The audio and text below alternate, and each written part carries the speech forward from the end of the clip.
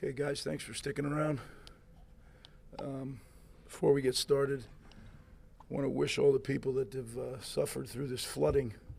You know, I kind of live in a cave over here, and they sent me some clips of New York and other parts in Jersey, and my goodness, I didn't realize.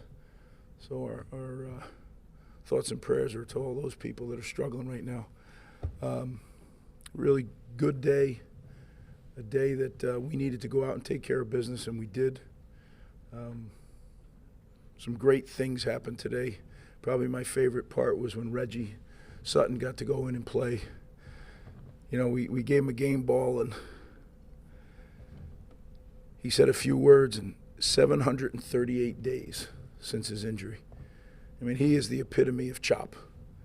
There was many times that I tried to talk him out of playing. I said, Reg, come on, man. This, you know, you're such a bright guy. You got a bright future. Let's get going. He said, Coach, I got to do this. So that was really special moment. I know for me and for our coaches and his teammates. So that was really cool. So I'll open up for questions. What are some of the other takeaways from this game? We were 5 for 5 on fourth downs. I think we were 7 for 7 on red zone tries. That was a beautiful catch that Jaquay Jackson made, a beautiful throw, beautiful catch. So there was some good stuff there. Defensively, I don't know what's the total yards. 106. That's a heck of a job. I felt bad. We gave up a kickoff return. The defense could have had a shutout, which is hard to come by. But yeah, there's some good stuff. We saw some younger players in the fourth quarter. That's always good. We have some really talented young guys. We just got to develop them. 4-1 after your first month of the season. What do you feel like you've learned about this team at this point? That we're getting better, that they really, really want to get better. And they're learning how to do the things that winning teams do that nobody knows about, right? They're learning how to sleep correctly, get their rest. They're learning how to take care of themselves from a nutrition standpoint. It's a long season, right? And I just got done telling them the rest of the way, it's Big Ten all the way, right? And what I believe to be the best conference in the country. So it's going to be quite a run. And just as I've told you guys before, we're 1-0 in the Wagner season. We'll take a breath, celebrate it, and then we're on to the Wisconsin season. So it's the only way you can do it, in my opinion. Greg, what did you think? How did you think Gavin did? And he was in the game late in the third quarter. You guys are up 6 or 7 scores. Just what was the thinking of keeping him in the game in that moment? Yeah, I thought Gavin continues to improve. You know, certain things you can do with him. Certainly there's a risk. There's always a risk. But he's got to play. I mean, he's a young quarterback. He's got to play. And, you know, you didn't see him carrying the ball a lot. That we weren't going to put him in that spot. But he did it himself a couple times on some of those plays, but which were pretty crafty of him. But now he's got to play. But it was good. I was encouraged again. You know, the biggest thing is we're not turning the ball over. When we don't turn the ball over, we're tough to beat. In the first half, you guys had 100 yards rushing and passing. I just wanted to get your thoughts on how satisfied you were of the balance of the offenses overall today. Yeah, I think we did a good job offensively. To be honest, I think we left a lot on the table. Now, I tip my hat to Wagner. They're a much improved football team. They have some guys up front that I believe are FBS players. We have to do a better job, but you know what? We're getting better, so it's step by step. When you talked about Reggie Sutton, when you told him, hey, this might not be the right move for you, how do you think he stayed so dedicated, and what was his like? How did this all happen? I think you got to ask him that.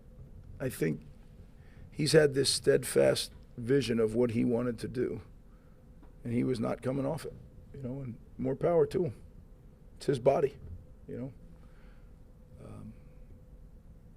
I can tell, you know, when he's sore. And you guys got to understand that operation was one of the most extensive knee operations I've ever been a part of as a coach. That's 36 years. It was Ryan Neal-esque, maybe even worse, which those of you who've been around a while know how bad that one was. So yeah, it's a pretty special moment.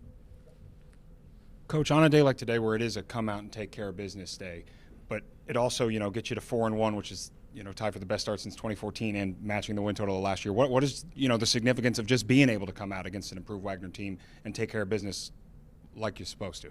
Yeah, it's tough, because we're coming off a tough loss out at Michigan. And I told you guys, our guys truly believed that we were going out there to win, and they really were hurting after the loss, coaches and players. And I wanted to make sure that we didn't get beat twice by them, because that's happened before. And we fought through it. Wasn't pretty, but we fought through it during the week. And then I thought the guys came out and, like I said, I thought Wagner did a good job. I mean, exactly how I would have. They shortened the game. They slowed that game down. Whenever the clock was running, you take the opportunities away from the team that has more people and better people, and they did it exactly how I would do it. So you knew it was going to be that too. Tommy's an excellent coach, so he had a plan. Greg, this is a bit off topic, but how important was it for you to improve everything around the football experience when you got back here, just making the game more of an event for fans than it was perhaps your first time around? Yeah, you know what? First time around, we had so much ground to cover. Like, we didn't even have a logo. You remember we had like 7 or 8 logos. So no, you watch a Rutgers event, you didn't even know, you wouldn't even recognize what. Now we have one logo, right? I mean, and people see the R, they know what it is. So we had so much baseline stuff to do the first time around, but we also have more people. PJ, what he does for our game day is second to none, literally. And, I look at it this way. I have 4 kids, and my wife always says, it's got to be a family experience to go to a Rutgers game. And it is. It's a great experience between the boardwalk and the tailgate and the cheerleaders and the band. You can have a great day. I was actually thinking about that today. I said, I wonder if people just come to the boardwalk and don't even go to the game. Just take the kids to the boardwalk. I would do it. When my kids were little, I used to try to find anything. When it was she had to do some stuff, and I had, oh my goodness, how many times can you go to the Chuck E. Cheese, right? So I think it's great. I do. I think our fans love it. And it's really good for the players. When they get off that bus and they do the Scarlet Walk, we started that tradition the first time, and I think we've amped it up now, with the stage and the music and it's really cool stuff, I think. And then I love our game day, between the band and the cheerleaders and the music and the sirens or the horn, right, and the lights and the night games. I think it's a big time environment, one that I think kids are excited to be a part of. So that's good too. Coach Litton, as we said, Gavin playing into the third, what kind of experience or confidence do you get from a game like this, looking forward to that Big Ten gauntlet coming up? Well, he continues to take care of the football, so that's what we want to see. And he made some really good throws today, right? And some he ate it once on the sack, which was the smart thing to do. I just thought he played a very measured game today, and he hit some shots. So I think he was, what was he, 66%, maybe 67%. That's a good outing. Coach, just staying on Gavin, he didn't rush as much today, but still had 2 rushing touchdowns. Do you believe, without any injuries, that Gavin's rushing ability has opened up the offense a lot more?